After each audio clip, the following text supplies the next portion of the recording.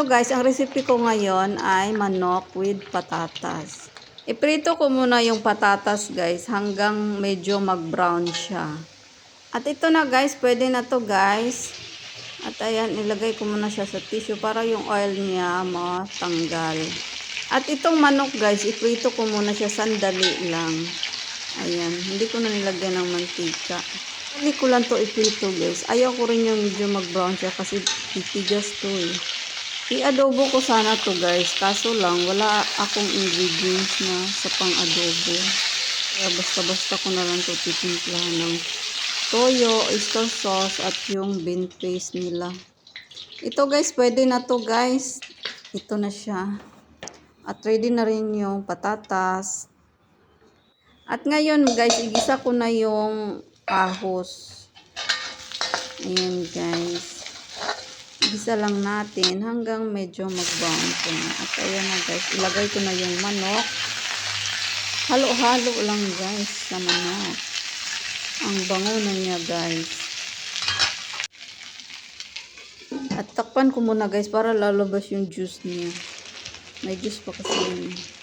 Ayan na siya guys. At ngayon, titimplahan na natin siya. Yung tinimpla ko guys, may konting tubig, tuyo, oyster sauce, at yung bean paste nila. Tawag nyo dyan, tauchong. Maalat yun guys. Kaya ito lang siya guys. Luluin lang natin. Nothing special sa recipe na to guys. Yung lasa niya, okay lang. Ayan guys. Halo-haloin natin. At pinakulo na ko na yung sabaw niya. Kunti lang yung sabaw niya guys. Kasi madali lang naman maluto itong manok. Yung patatas, luto na rin. Ayan guys, ilagay ko na yung patatas. Ang ganda ng kulay niya guys. At ito, halo-haloin natin guys. Ayan na guys. Halo-halo lang hanggang yung mga manok at patatas mapaliguan ng sabaw niya. Kasi konti lang kasi yung sabaw niya. Pakuluan ko lang to siya na sandali.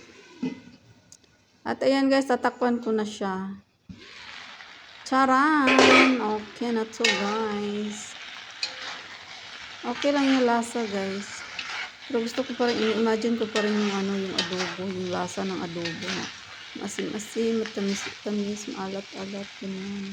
Medyo masarap naman siya guys. Okay na to guys.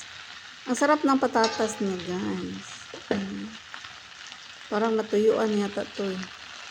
Pero okay na to guys, na to yung lasa niya. Bumalot din dun sa manok at patatas. Kaya okay lang yun. Thank you for watching guys. Follow me for more videos guys. Thank you.